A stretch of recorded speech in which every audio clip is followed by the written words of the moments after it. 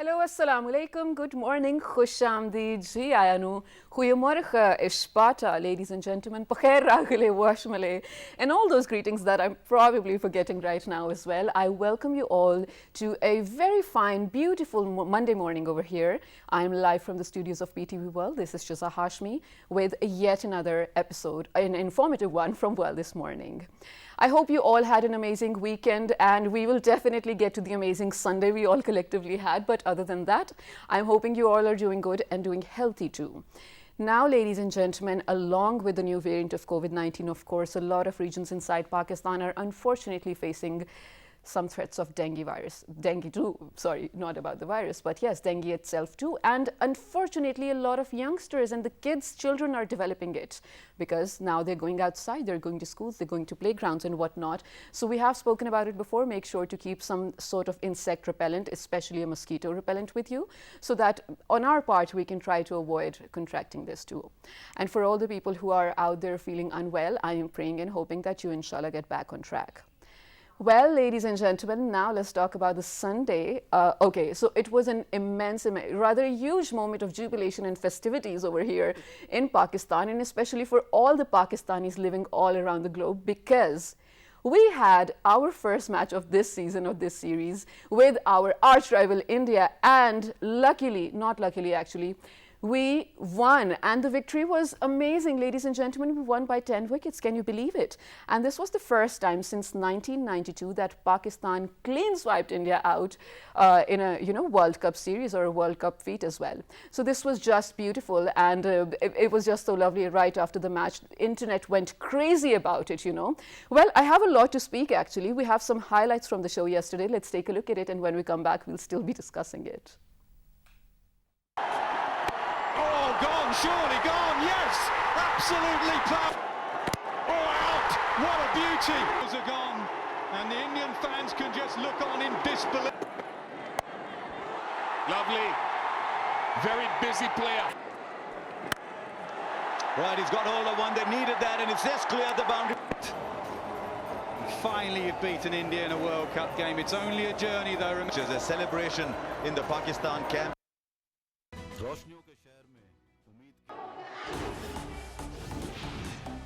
Well, there you go, remarkably. रोशनियों के शहर में उम्मीद की ईंट लगाएंगे। अपनी इमदाद और एहतियात से हम शौकत खानम अस्पताल कराची बनाएंगे। अपने एहतियात से ईंट लगाने के लिए अभी कॉल करें 0800 Congratulations, Pakistan cricket team. Congratulations, entire Pakistan. I'm really so happy to be sharing this victory with all of you. Of course, it is an ecstatic moment, and Babar Azam definitely led the team very well. And inshallah, fingers crossed, we're all praying and hoping that we come out of this entire series as a winner. And even if we don't, I mean, we're really happy with the team anyway, but all the best wishes. Well, while this was all happening, of course, a lot of posts were coming out and a lot of memes were coming out. The best thing about internet now is that everything, all the updates are in real time. So I feel like it also sort of gave a challenge to all the streaming traditional media, right? All the sports channel who would actually buy the licenses to, stream the sports live. But what happens on Twitter or Instagram or Facebook for that matter is people keep updating whatever is happening in the game so fast that even if you're not watching the match, you do know all the updates. And that was what happened with me yesterday. I was a little occupied. I couldn't watch the match, so all the information I got was either from Twitter, from Reddit, or, well, social media itself. But then it makes you question, and we've spoken about it so many times, that while definitely it is a tool, it is a brilliant, brilliant concept, also a brilliant, thing to deal with in the first hand, because you have access to a lot of information, but that leaves room for access to a lot of misinformation as well. And that is just one negative aspect of it. I want to talk about social media today, not necessarily all negative things, but let's talk about how we can all have our own opinion, but still be patient and easily coexist on a platform like social media. And to talk about this particularly, I've been joined by someone who happens to be an expert in this field. She's very well spoken, has been on the show before too, and, well, always comes with brilliant surprises in terms of her knowledge. She is the assistant professor at Nostril University, Dr. Aisha Nazuk. Assalamu alaikum, ma'am. Welcome back. Walaikum salam. pleasure to be here. It is definitely my pleasure. So first of all, I hope the victory we are all enjoying. Congratulations to Pakistan team. But you know, just looking at that, because yesterday a lot of hate started coming from across the border too. You know how Pakistanis and Indians can get, especially if it's a rival thingy. So it made me feel, and rather the entire team sort of decided we need to talk about it. How come we all have access to social media, but none of us has the tolerance to listen to other people's opinions? Okay, so let me start with a positive note first. Oh, That I'm a please. sports lover. Okay. So I was literally jumping when we were, you know, Pakistan was hitting boundaries and the fabulous batting, Yeah. especially. I mean, bowling was there, but the batsmen, they really performed. So that was something really, you know, that filled my evening with a lot of joys. Oh, that was a nice time. Okay, now coming back to your question is how come we are not a tolerant society? I think we need to, you know, analyze all the dimensions of the society. Okay, let's it's not do only it. social media. You know, it encompasses everything from parenting to schooling, to maybe how are even masajid or the mosques, the sermons. I always, you know, analyze. I mean, I always have reflective thinking that why do not the sermons? Why can't they revolve around things like, you know, inculcating tolerance, you know, respecting difference of opinions? Why don't we just associate, I mean, the all hardcore concepts of worship only with prayer and fasting and charity? Why not these social dimensions? Right. I'm not blaming any masajid. I'm not a male, so I haven't attended a lot of, you know, congregation Sermons, yeah. prayers. But I do have an idea, because when people talk about what was the topic, because I have my nephews, they attend Friday prayers, and my brother, I have discussions with them. It's very rare that these type of aspects are discussed. And I think in a society like ours, unfortunately, it's sort of, you can say, polarized as well. But we take opinions either from media, from schools, from our parents, and from masajids. So all these segments or the dimensions key are the focal persons from where we should, you know, have these type of training. This should Right. come, yeah. That is definitely a brilliant point, and I totally agree with you. Ladies and gentlemen, do you have any idea that in the pandemic, while the world was locked, of course, I feel like people sort of, everyone who did not even have the access to internet or a gadget sort of resorted to it, because you weren't doing anything. So everyone sort of started finding things to do, finding hobbies to do on their phones or on their laptops, and 9 million social media users increased in just 1 year in Pakistan. We are now 46 million social media users inside Pakistan, coming from all sorts of backgrounds, rural, urban, well, suburbs, all sorts, of course. So ma'am, when we talk about as a society again, we're such a diverse society. Of course, even being Pakistani under one umbrella, we are so diverse, mashallah. So let's not even go beyond our borders yet. Let's be just inside Pakistan. It is a common sentiment, first of all, to see someone happy. A lot of people would like to bring the happiness down. Secondly, to make opinions or to make, well, just statements about what someone's choosing to do, what someone's choosing to wear, what someone's choosing to post. Let's take these things one by one and see how we can, at what level we need change. I think you have really shifted the difficult questions pivot to me, because it has a You're the multi-pronged expert, answer. yeah, I'm humbled. I'm not an expert. I'm just learning in this new field. Okay. You see, this has a multiple layered sort of an answer. You're saying that why we are not like, you know, respecting difference of opinion, Yeah. and why we become, you know, sort of violent. We use very abusive languages. For example, even let me quote an interesting fact that I'm a professor. I use Facebook, and somehow my personality is, let me use the word, very bubbly and jovial. Oh. So I sort of share memes and, you know, jokes, and sometimes I nice. post pictures that people don't typically associate with a professor. Okay. For example, Okay. a pout face. That's so sweet. I know it's sweet. Thank you for saying that. But someone in my close friend circle was like, look at your profile, doesn't seem like a professor profile. Okay. I said, why are you stereotyping? Professor is a Exactly. human being, right? Brilliant, brilliant. And you know, let's take this further as well. So someone else's judgment. Now, again, the last question I phrased, let me sort of rephrase it in a way that when people from so many different backgrounds and mentality, of course, mindset, of course, upbringing, of course, use the same platform. Like some people who called you out on your pictures, so others might have been happy with it, right? Yeah. Some might have given you likes. Is there a way we can bring people on the same page? I It sounds idealistic, I'm sure, but know. maybe there's a midway? So we're talking about, sort of a paradise type of world where people don't have grievances from each Yeah. other. So I think I don't want to sound over optimistic. I don't think so that's possible. But what's possible is your own readiness for accepting those comments. Okay. I always say change is a sleeping effect model, right? Okay. It can't be bought overnight. That's true, that's true. So for example, if in our, for example, this program is sort of a trigger, and it's one step in the right direction, like behavior change. There's a model in psychology, the behavior change model, which says that there needs to be motivation and trigger and regular reminders when you want to change human behavior. Okay. And that's why when I'm saying that we should be accepting diversity.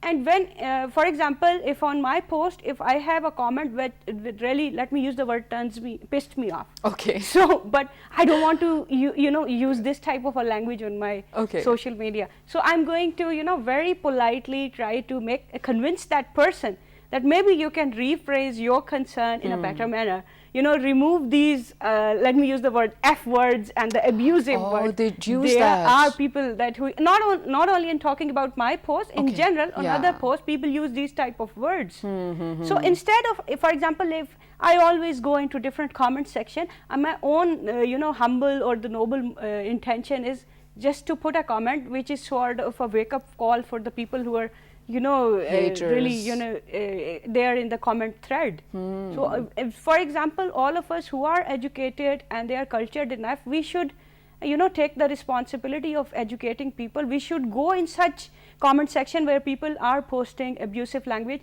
but that has a cost as well, because then people, they turn against you. Exactly, and they start stalking you, and sometimes being a female, you don't feel safe. So you need to, but I always take this risk. And that's, well, that makes me think that you are the element of change, because change begins at an individual level eventually, which spreads further as well.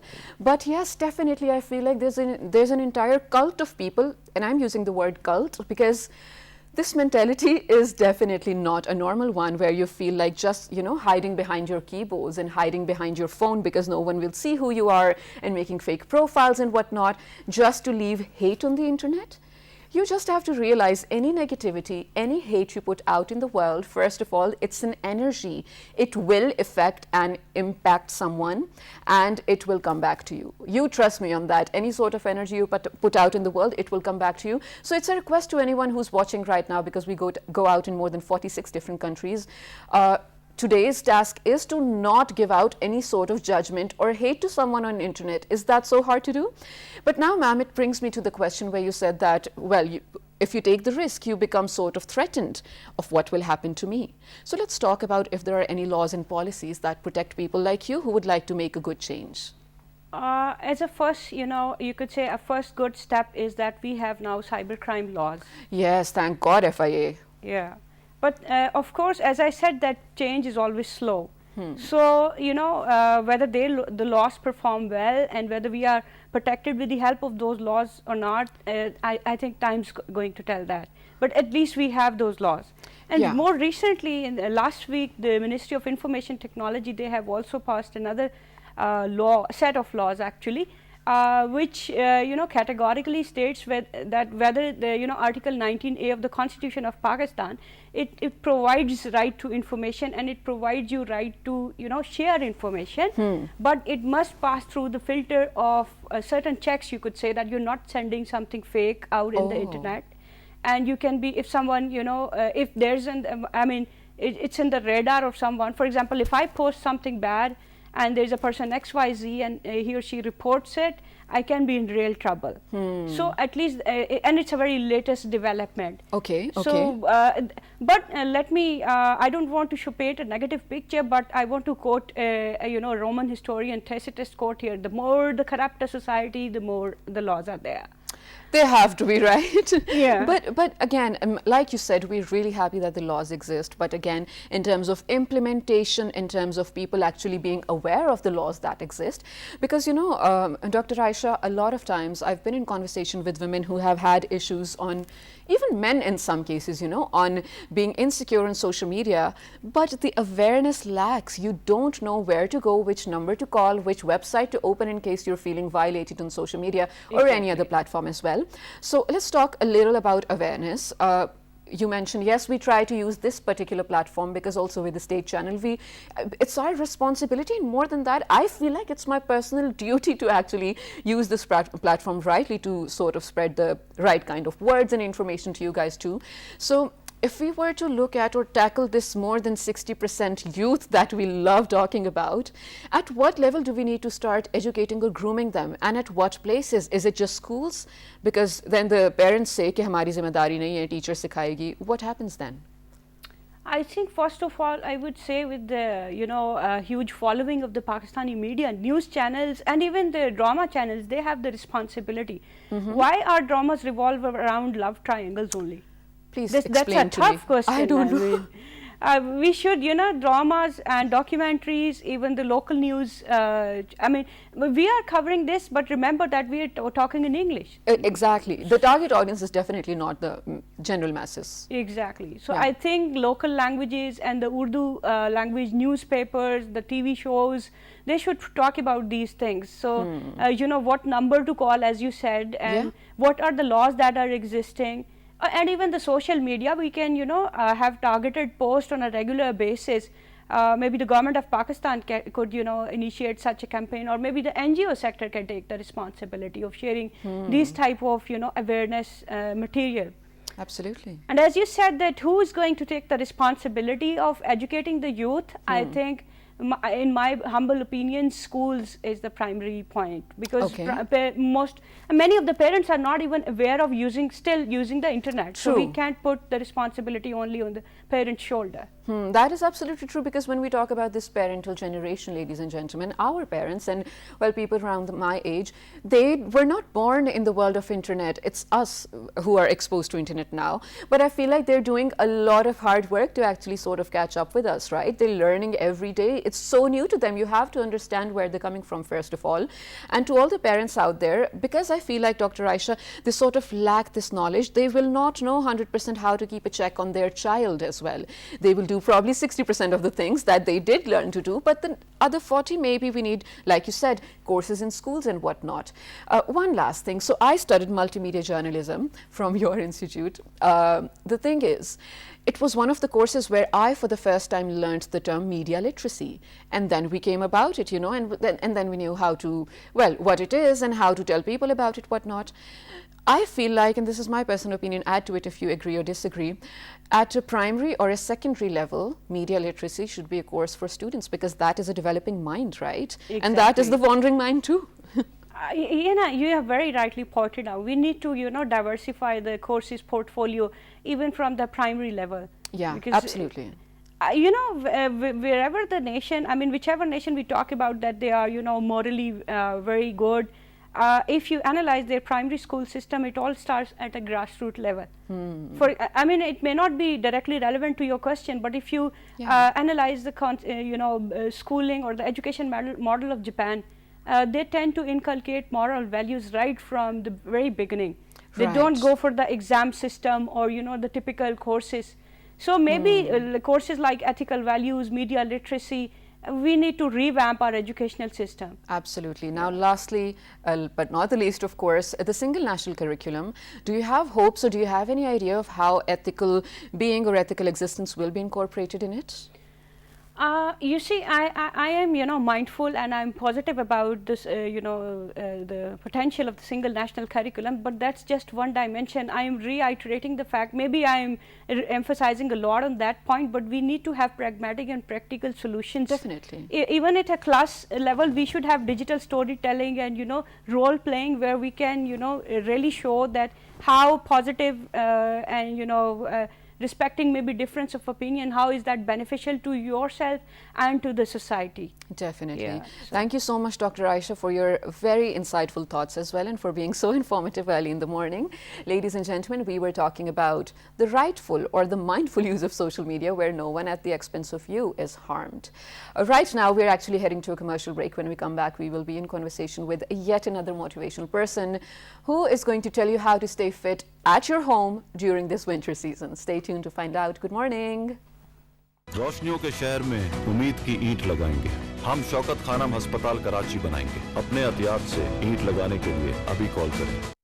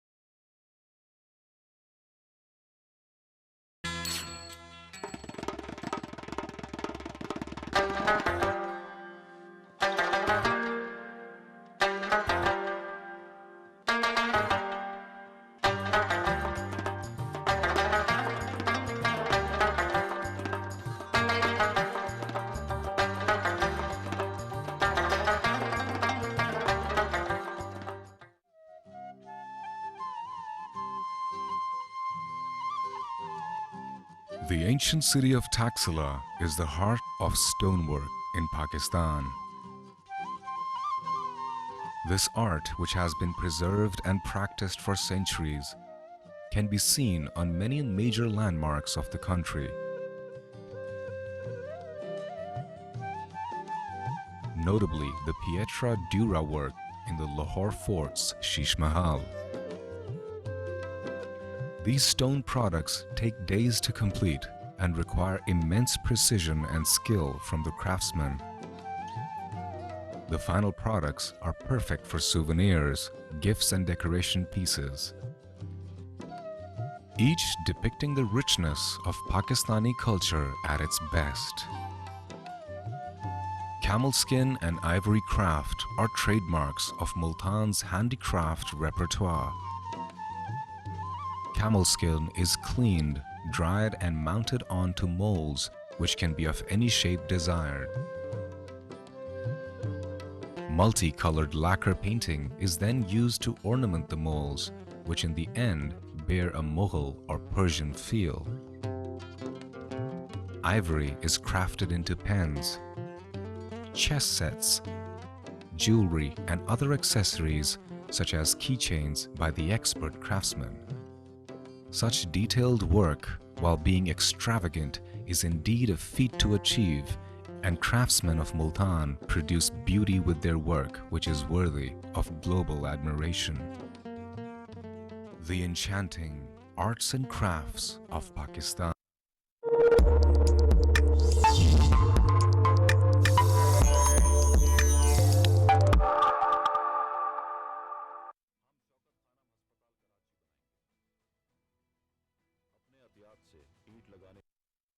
रोशनियों के शहर में उम्मीद की ईंट लगाएंगे। अपनी इमदाद और रोशनियों के शहर में उम्मीद की ईंट लगाएंगे। अपनी इमदाद और एहतियात से हम शौकत खानम अस्पताल कराची बनाएंगे। अपने एहतियात से ईंट लगाने के लिए अभी कॉल करें 0800 11 555।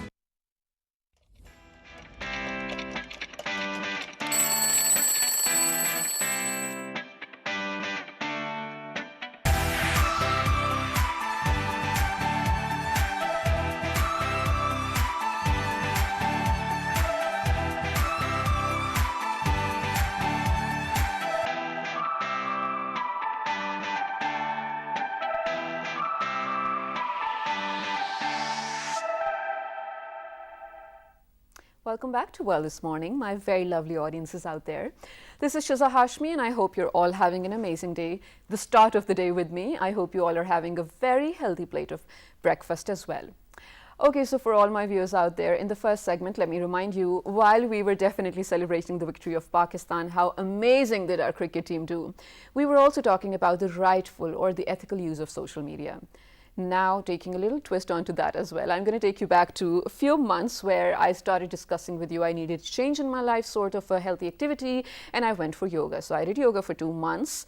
Now, the thing is, I went because I wanted to sort of, learn all the techniques, the breathing, the control, whatnot. And if I'm being very honest to all of you, I did not know how to go about it. But I absolutely enjoyed doing it, and I would look forward to those days or those hours of the week where I had to go out and practice my yoga as well. And then I hopped on to swimming too. So my only reason of sharing this with you guys is I always advocate that physical activity, fun habits, practical habits are really good for your health as well. And to talk about this particularly, I felt like I need to have a holistic healer on my show who tells you not only just the physical stuff, but how to be in sync, in terms of mind, body, and soul as well. It's really easy to say, but really hard to pull off. It's all over the news now. It's all over articles. It's all over social media. Everyone's going all about holistic healing. But how can we actually realize it and implement it in our real life is something that my favorite motivational speaker here will tell me today. She happens to be also a yoga instructor, of course, a holistic healer. Aisha Khwaja, Assalamu alaikum. Welcome to Well This Morning, Aisha. Thank you so much for having me here, Shiza. And you look so stunning. Oh, you look stunning. Come on. Okay. It's always a pleasure to have you. Thank so you. to begin with, you're a holistic healer. So for all the first-timers out there who might not know what that is, can you please explain to us? Okay, it's a very good question. So healer is someone you go to not to get better, but actually the target of the healer is to trigger your own power of healing, your own ability of healing yourself. Nice. So this is the thing that you should work on your mental, physical, emotional, spiritual wellness. And that is actually the quality of a good healer, to trigger that power in you. So you are going to heal yourself. That's nice. And I think it's the first time I actually understood it so clearly as well. So tell me, Aisha, if your clients were to come to you, and now I'm going to make sort of hypothetical situations to understand better as well. If they were to come to you, and first of all, what kind of or what variety or range of clients do you tend to? Because all the people out there might be, looking forward to probably consulting a healer for that matter. And then, is it just trauma related? Can I, if I don't, well, I can't say if I have any trauma or not, but if I were to come to you just to tell you I want a better control over my thoughts, my emotions, can I still seek healing? Obviously, we all need wellness in our life. Okay. So even if you're not facing any trauma, God forbid, or body aches or pains, still physical activity, yoga, it makes you really well, mentally well, and you are in control of everything that you go through in your life. So emotional balance and your hormonal balance. So we all need to work on these things. That is true, especially in today's age now that a lot of, while yes, a lot of good things are happening around us too, but negativity has more ways to reach us now. Let's just say that. It's not that everything's negative, it just has a lot of more ways to reach to us. So how do we tackle that? If first of all, through our social media, we're getting negative sort of comments and whatsoever vibes as well, but there are a lot of sometimes family members, sometimes your friends around you who do bring negativity in your life. So if you can't push them out, what can you do to yourself to maintain the balance? Okay, Shiza, we all say that think positive and be positive. But it's so hard. And then there are so many other things like meditation, praying. And autumn is a season of going for walks. Autumn walks are so romantic, and they make you feel amazing, and you can actually reflect on your life and think about the things that you need to work on. So I think one should always work on themselves, or oneself, not on the others, what they are saying and what they are concerned about. True. So things can get better if you work on yourself. And you are definitely right, Aisha, but don't you think you are, mashallah, now a healer, so you have a lot of knowledge, a lot of grip on this entire idea of holistic healing too. But working on yourself may actually come off really hard for a lot of people, because first of all, some people have a very dented, I want to say, a very dented image of themselves in their mind. And it's not because of them, it's because of the environment or the, system that they were grown up into or brought up into. But if you were to tell them, love yourself better, work on yourself better to change the things, it's a good concept, but how do we realize it? Like, are there some tips or some ways that we can actually start practicing it? Shizal, so I believe that being physically active actually makes you really healthy. So you start thinking positive. It brings a very positive change in you when you are really targeting on your own healing and getting better in your life, and you're more focused in all the things, in achieving your targets. So it really improves you a lot, and you can get your things get done and achieve your goals, whatever you are looking for. But is it a solo journey, or how important is a support system, let's say? Support system, I can't say it's always available for all of us. Yeah, I know, unfortunately. Yeah. But is it that important? So for a lot of people out there who might not have families, unfortunately, or might not have loyal, sincere friends for that matter, or anyone good around them, so they, like you said, not everyone has a support system. So in that case, where does one draw the strength from or the courage from? Okay, Shiza, I think if you are trying to become a better person, definitely you will get love and good friends. Okay. So you get what you give to others. That is true, yes. So if you are being a good friend, a sincere one, inshallah, definitely you will get good friends and they are going to support you. I have amazing friend around me, and I really love my friends, and they have always supported me. Mashallah. So I think it's all about you, how you treat people. That's true, that's true. But again, I really want to declare over here that it's not the same in all the cases as well, because I know a lot of nice people who have been wronged. So now where you said that whatever sort of I think I said that, whatever sort of energy you put out in the world comes back to you. Tell me, Aisha, if you agree with it, in terms of, let's say, karma, or in terms of, let's say, whatever you give out comes back to you as well. So how do we go about that? A lot of people do not realize that whatever bad or harmful things they are doing to other people will happen to them too, one way or the other. Is it true, first of all? Do you believe in it? Partially. Okay.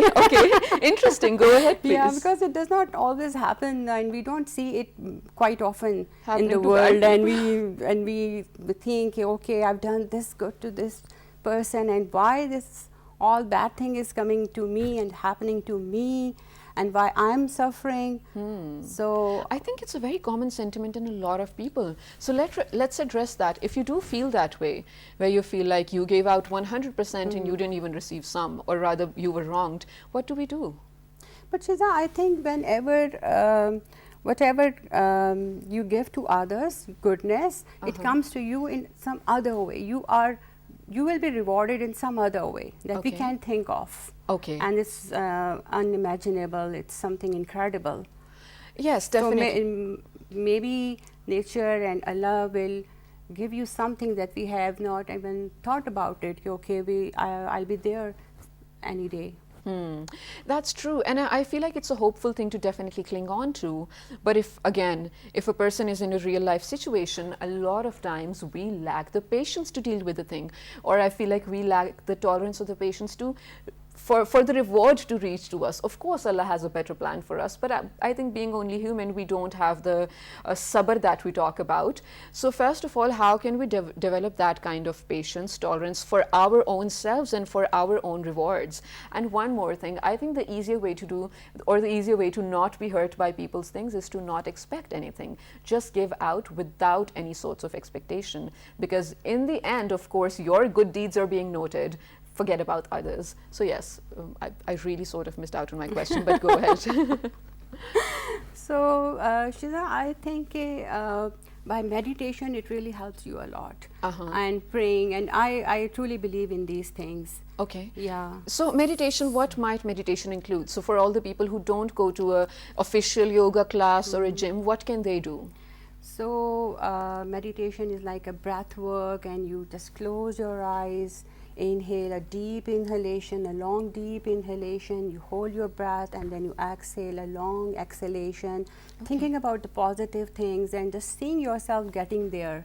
So in your mind you see yourself, okay, I am achieving this and I am hitting my target, I am just getting there. So this is the mindset that actually changes your soul. Right, right. Yeah. So you have to sort of rewire your mindset yeah, as well, right? obviously, yeah. So in terms of bringing positivity, okay, meditation is one thing we can do, definitely. What are some of the other things? Again, now we're talking about the people who have not joined any sort of formal training. So at your own expense, at your own house, what can you do? Like you mentioned, autumn is a good season to go out for a walk. So we can walk. What else?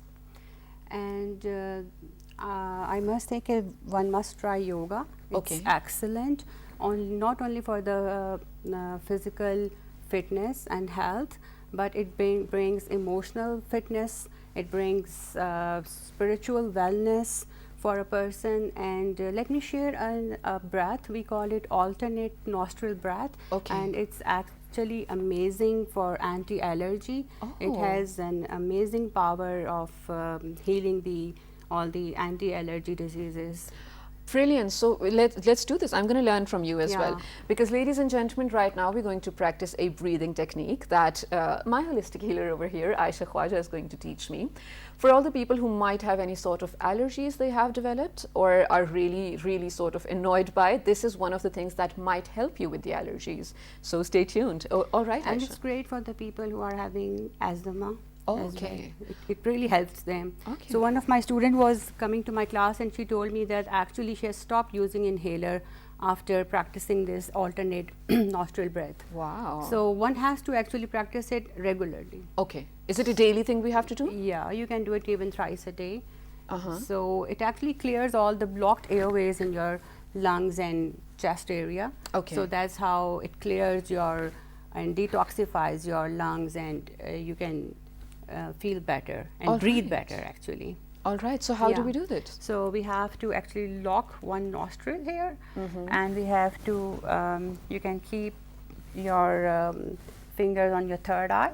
Okay. And this side we are going to a long inhalation from your the other side. Okay. So like for the count of 4, a long inhalation.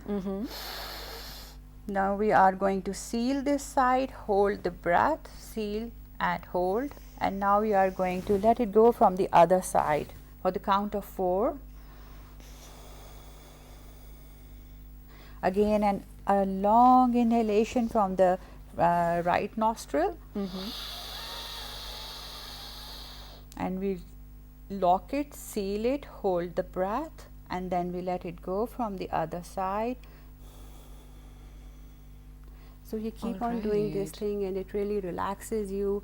And then there is another way of doing this breath, so it's like, Oh, fast. yeah. Okay, okay. So we believe it detoxifies your body and gives you amazing results. And how convenient this is, right? Yeah. You can literally just do this sitting at the bed as well, early in the morning when you wake up. So this is called alternative breathing technique. Yeah, alternate nostril breath. Alternate nostril breath, of course. And you can find this on the internet as well, or actually contact Aisha Khwaja to sort of teach you better about it too. So what you're doing is inhaling from one side and then exhaling from other, but there's a pattern, of course, Yeah. and the expert can tell you better. So in the end, I will actually ask her to give out her contact details as well if anyone is interested. Now, one more thing, since we're really short on time as well, this is something very helpful you told a lot of people. But doing this, I want you to sort of explain the science of it in terms of holistic healing. Now, I'm definitely opening my airways and my, breathing pipes, whatnot. But how is it calming my brain? Because you are inhaling oxygen. So you know oxygen is a power that empowers your mind, and it actually regenerates new cells in your body. Whenever you inhale oxygen, there is a fresh supply of blood in your body and regeneration of cells. So there is a lot of science in that thing. Okay, Yeah. nice. That makes sense, definitely. And now, one last thing, of course, and I think you might have some interesting answers to it. It's a beautiful season. First of all, Pakistan is really lucky to be having so many seasons, and now just lovely, lovely fruits are out there too. Yeah. So in terms of, because you are what you eat, right? In holistic healing as well, you have to sort of preach the right kind of eating and whatnot. What do you suggest your clients in terms of eating? So obviously we tell them to go for organic food, eat all the vegetables and the fruits. And one thing I would like to share here for the audience, that in yoga we recommend gold milk. And what is the gold milk? Yeah. It's actually milk with turmeric. Oh, okay, So okay. fresh turmeric is available in the market. You can get it from the shops and just get half a teaspoon of fresh turmeric. So you can just crush it and add it to the milk. And if anyone can afford and want to have it, desi ghee 1 teaspoon. You can add it to the milk and the turmeric and 2 or 3 black peppercorns. Okay. That is a must for this milk, for the better what does- absorption of the curcumin, which is actually the healing agent in the turmeric. Okay. So yeah, so we boil it, simmer it, and then you can drink it with honey if you like so. And it has amazing healing powers. It's great for the people who are going through any injury or being injured or whatever, or body aches and pains. It really helps them. Brilliant. So let's just say that all our lives, when our dadi used to tell us, "Ke haldi piyo, haldi," it was true. It was really true, Ah. but it has to be added with the black corn. So the new research says that the absorption of the healing agent of the turmeric, you can just find it when you mix it with the black pepper. Oh wow, that is amazing. So does this only work for physical wounds or recovery, or does it also have something to do with your, well, happy hormones or mental recovery? I'm sure it must be doing that. Or Okay. Okay. yeah. Well, I don't think so. There might not be a lot of research on it Yeah. yet, because in terms of physical healing, definitely turmeric, or haldi as we call it over here in this region, it's a magic work, I want to say, right? And we call it golden latte milk. Golden latte milk. I absolutely love the name. I'm going to call it that from now on as well. But thank you so much, Aisha, for being with us. I want you to actually give out a message to all the people before that. For all those who don't know Aisha Khwaja, she is, in a nutshell, of course I'm not going to give everything away, but she is such a strong person. And of all the people I've met, of course, and of all the people I've complimented how strong they are, I don't know where she gathers the strength from. Life threw a lot of curveball at her, and in any and all sorts of adversities, she stood so strong, mashallah. And she is here today with her own personality, with her own aura, and with her own standing. And everyone loves the sort of power impact she brings along with her. So I want you to give out a message to all the people out there so they can seek inspiration from you. A lot of us are going through very hard times recently, and different, and we cannot even, pinpoint ki sab ke saath ye ho rahe. So many different things happening to different people. How can we come out of it? So This is a camera. Speak to them, please. I think then you have to have a very strong belief system. You have to believe that Allah is going to reward me, inshallah, and that is the thing that actually keeps me going, that you have to believe in Allah, in the power of Allah subhanahu wa ta'ala. That is the only thing I think that can help you. Otherwise, one really feels, I'm totally collapsed. What I'm going to do now? Who is going to help me? Because you don't actually see anyone around you who will be coming for you. So actually you have to find inner strength. And we say it in yoga that you have to find calm in activity and activity in calm. So work in that, Okay. on that thing. Well, that's beautiful. Maintaining equanimity, and I think that's how things have been with me. And I feel like that's a beautiful message. A lot of people can take something away from it, and we're really happy that again you made time for us. And I feel like since you're a holistic healer, your voice is also that soothing yogi voice. Oh my God, thank you so much. Thank you for being with us, Aisha. We'd love to have you again, inshallah, with more techniques and tips for everyone out there as well. Inshallah.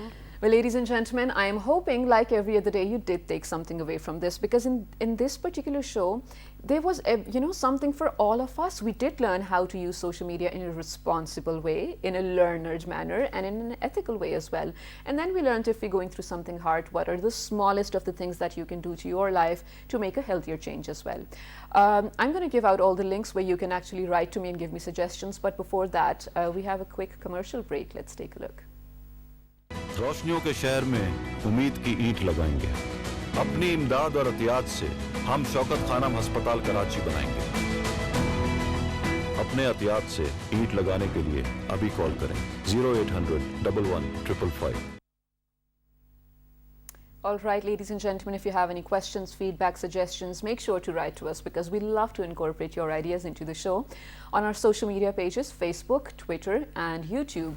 It's also on your screens right now. It is with the name of Well This Morning. And also you can watch the repeat of this show at 5 past midnight tonight. Inshallah, I'll see you tomorrow, same time, same channel. Till the next time, take care. Good morning.